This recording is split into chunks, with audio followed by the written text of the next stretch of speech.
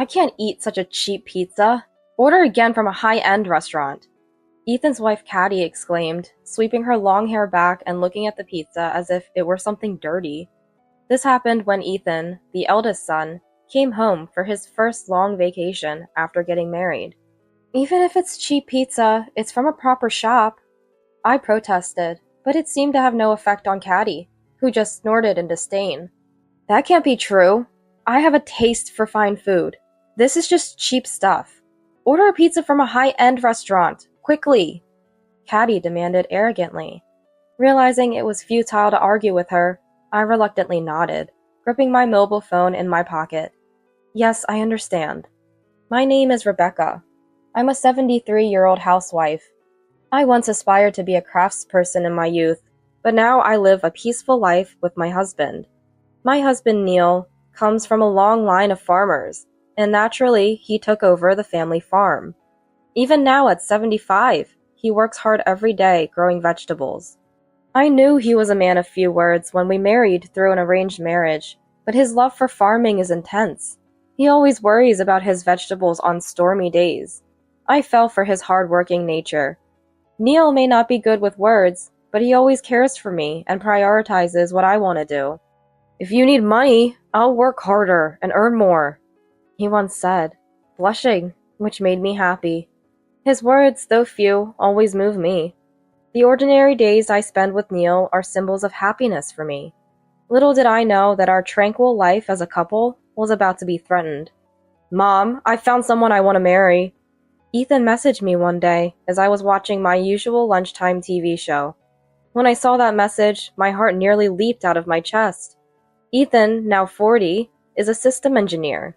He's a man of few words, like Neil, and I never thought he would be in a relationship with a woman. Although I was fine with Ethan remaining single, I had a slight desire to see my grandchildren. Ethan, being our only son, had almost led me to give up on ever seeing grandchildren. Trembling with joy, I struggled to calm myself as I replied to Ethan. Really? I'm so happy. Bring her over anytime. A reply came immediately to my emotional message, and arrangements proceeded smoothly. We were set to meet Ethan's girlfriend the Sunday after next. Then I'll bring her over the weekend after next. Thank you. Yes, I'm looking forward to it. When I told Neil, who had just returned from work, about Ethan's marriage, even the usually reticent Neil, I wonder what she's like. And he too had a smile on his face, seemingly uplifted. Both of us had fantasized about Ethan bringing home a wonderful wife someday. Now that the fantasy was becoming a reality, I couldn't contain my excitement. Then, the promised Sunday arrived. Unfortunately, it was a day of heavy rain and strong winds. So, Neil went out to work, saying he needed to check on the fields. I was disappointed to miss our family meeting day, but I knew Neil valued his work, so I didn't stop him. Alone, I prepared tea and snacks, waiting for Ethan and his girlfriend to arrive. Mom, I'm home!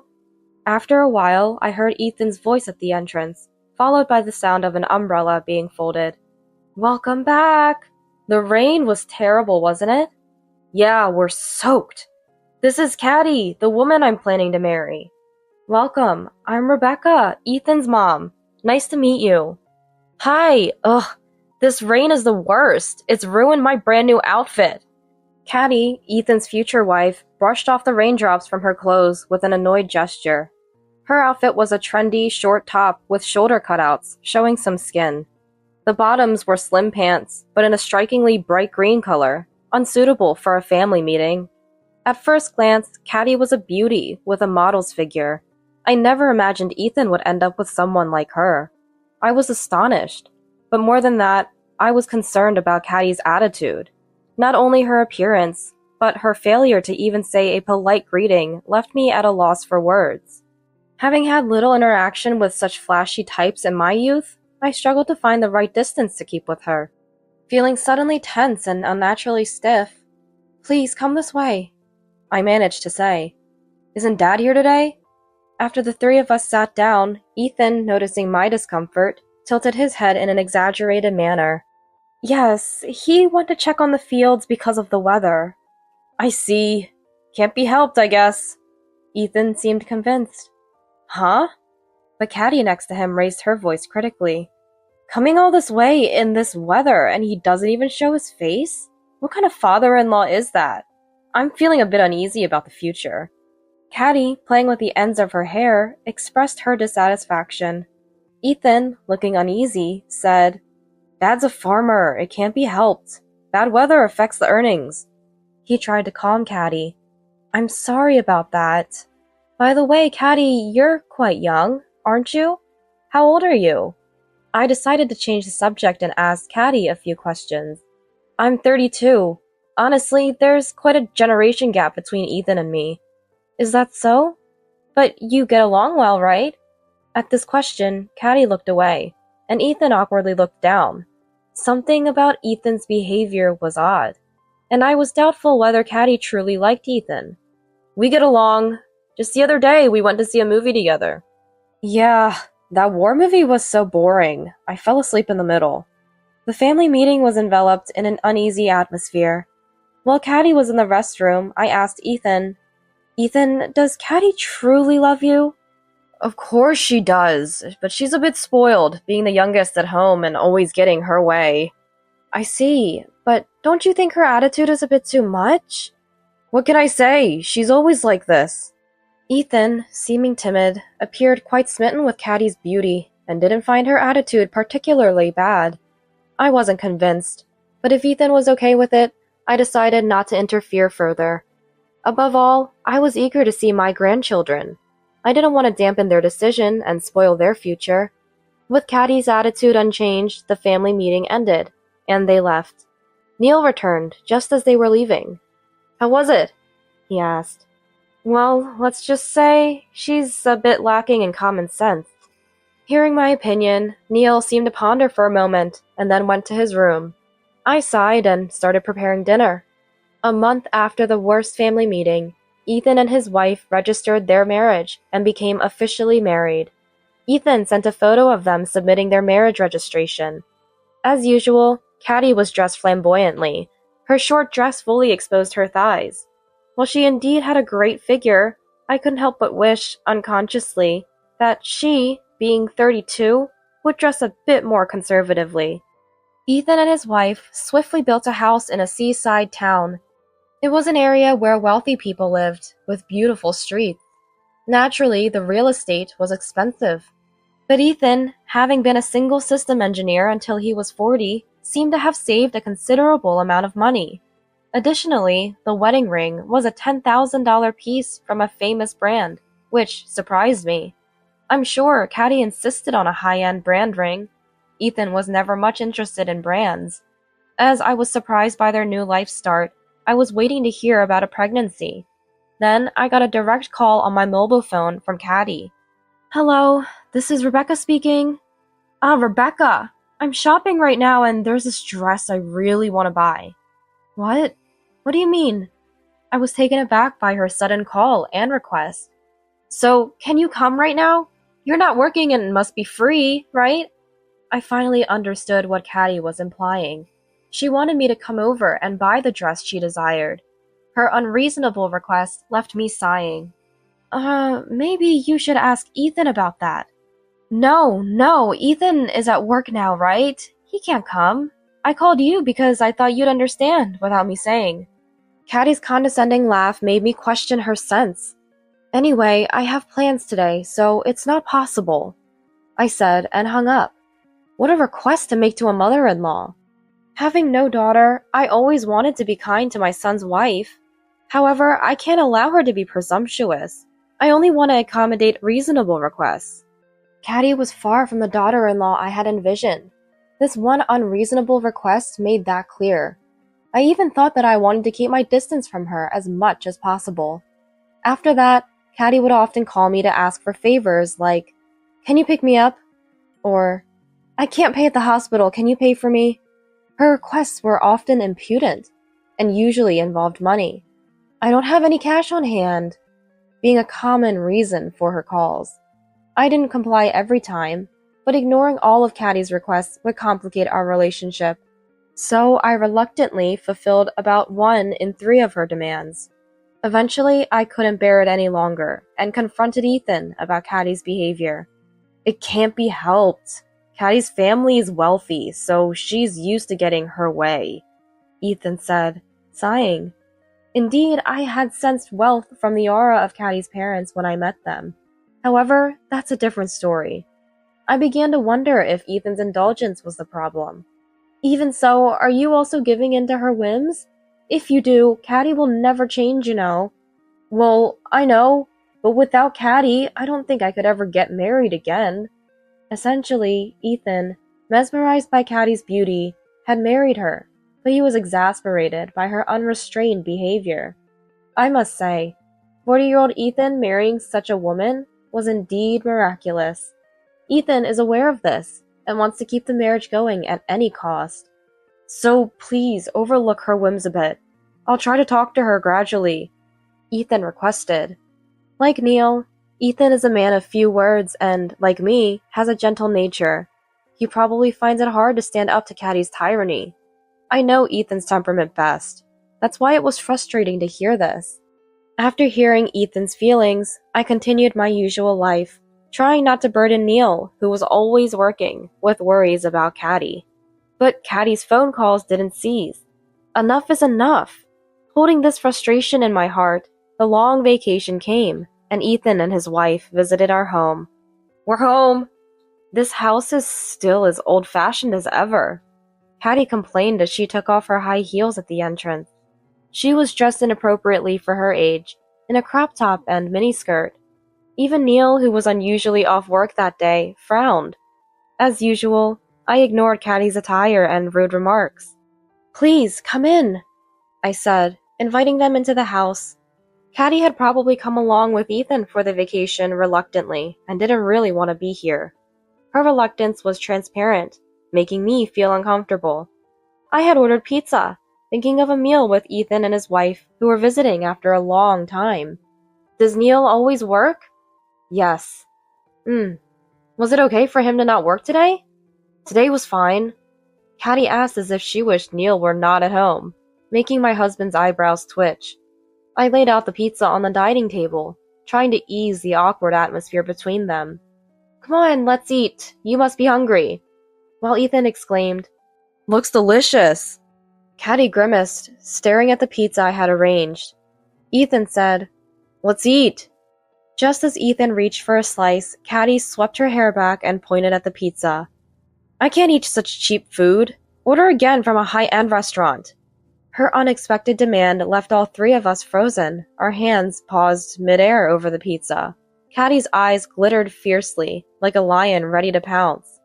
Even if it's a cheap pizza, it's from a proper shop, I argued, trembling with anger but trying to remain calm. However, my words seemed to have no effect on Caddy, who snorted dismissively. That can't be true. I have a taste for fine food. This is just cheap stuff. Order a pizza from a high-end restaurant now! Caddy commanded in a strong tone. Neil and Ethan were shocked at her behavior, not used to seeing her act so terribly at home. Realizing that reasoning with Caddy was futile, I reluctantly nodded, gripping my mobile phone in my pocket. Yes, I understand. I silently stood up and headed to the kitchen, infuriated by Caddy's attitude. I was thinking of a way to teach Caddy a lesson. May I take a moment to do this? Just do it quickly, Caddy ordered. Hearing her tone, I felt free to retaliate. I called Neil into the study to share my plan. Her attitude is too much. What are we going to do? Neil, usually calm with me, was visibly upset by Caddy's behavior, showing a rare, stern expression. I'll order the pizza from a high-end restaurant as Caddy wants, and there's something else I'd like to do. What is it? I shared my plan with Neil. Then, understood. He crossed his arms. That might just teach her a lesson. Yes. Neil returned to the dining room, and I called a high-end restaurant to order several pizzas. The expense was a bit painful, but it seemed a small price to pay if it meant teaching Caddy a lesson. While we wait for the pizza from the high-end restaurant, why don't you go for a walk? I suggested to Ethan, glancing sideways at Caddy, who sat cross-legged and sulky, not touching the pizza we initially served. Ethan, wanting to alleviate the awkwardness, agreeing to my suggestion. Yes, that sounds good. he quickly concurred. A walk? Isn't the high-end restaurant's pizza here yet? I just ordered it, so it might take about 30 minutes. They seemed quite busy. Really? This is unbearable. Caddy stood up and left the house with Ethan. After confirming they were gone, I immediately began preparing for my plan with Neil's help. 30 minutes later, as the high-end restaurant pizza arrived, Ethan and Caddy returned. Caddy still looking displeased. Here, the pizza from the high-end restaurant has arrived. Please enjoy. I served the pizza on new plates in front of Caddy, placing the packaging from the high-end restaurant discreetly on the table. This is definitely different from the regular pizza. Delicious. That's great to hear. Caddy looked blissful, holding her cheek, a stark contrast to her earlier demeanor. Rebecca, you should have ordered high-end restaurant pizza from the start. It's only natural when you have guests. Caddy, that's too much. Ethan, perhaps feeling apologetic towards us, tried to stop Kathy, but it was Neil who spoke up. That was made by Rebecca. Huh? Caddy looked at Neil dumbfounded. Ethan was surprised, and I felt a thrill of revenge. You were so insistent on ordering from a high-end restaurant, I ordered just enough for a family of 3. So the pizza you ate wasn't from the high-end restaurant. Rebecca was training to take over her parents' high-end restaurant when she was young. She's practically a professional, having practiced for years. While you were out, she quickly made it. The pizza you had was Rebecca's homemade. Ours is from the high-end restaurant, but the taste is almost the same, maybe even better. Neil said this and took a bite of my pizza from Caddy's plate. Indeed, I had trained to become a pizza chef in the past. My dad was strict, and I honed my skills through constant practice and criticism until achieving perfection. I hadn't made pizzas much since getting married, but it was exhilarating to revisit my old skills. Caddy had praised my pizza, and at that moment, I internally celebrated my victory. Impossible! That can't be true. It's so delicious, no way it could be homemade. Ethan, is it true Rebecca's family owned a high-end restaurant? It's true. I used to go there often as a kid. Their pizza was definitely exquisite. What? Caddy trembled, shocked by this unexpected twist. What's with your attitude towards Rebecca? After preparing to welcome you with pizza, you disrespect her? And demanding high-end restaurant pizza? That's just outrageous. Neil, usually quiet, erupted in anger. Caddy recoiled at Neil's outburst, but still had the energy to retort. I didn't know. It's not my fault you ordered pizza. I never said I wanted pizza. Frustrated beyond words at Caddy's refusal to admit fault, I felt my anger wane. Ethan glared at her, seemingly on the verge of shouting. I decided to reveal my trump card. I've been listening to this conversation, Caddy. How could you be so rude to Rebecca? Huh? Caddy froze at the sound of her mom's voice, suddenly appearing. I didn't mean to. I showed Caddy the phone where her mom Wendy was on the call. I had called Wendy as soon as Caddy arrived, letting her hear Caddy's behavior. Wendy scolded. Don't be disrespectful to Rebecca. I didn't raise you to be like this. And if you continue this appalling behavior, you won't be welcome back home. She ended the call sharply. Caddy probably never imagined that she would turn her own mom against herself. For a while, she trembled in shock. Then, fine, I won't come to this house again, she said and left. Neil and I were relieved she was gone, feeling refreshed. Ethan looked conflicted, but likely done with Caddy. I'm tired of being with Caddy. Better to be single than continue this marriage. That's okay. It's a shame about not seeing grandchildren, but you can find someone else when you're ready, I said. And Neil nodded silently. We continued eating the high-end pizza, just the 3 of us. Later, Ethan divorced Caddy, tired of her behavior. Their marriage didn't even last a year. It's better to be single than live with such stress, he concluded. After breaking up with Caddy, Ethan seemed somewhat relieved and focused on his work. Meanwhile, Caddy was scolded harshly by her parents when she returned home. I'm still in touch with Wendy, and we've become friends who meet for tea. Wendy, a generation older than Caddy, has a solid character, unlike Caddy. She plans to monitor Caddy closely until she can handle household responsibilities and secure a decent job. I can only hope that Caddy doesn't stray off the path again. I am planning a trip with Neil and Ethan soon. I'm really looking forward to this much-needed family vacation.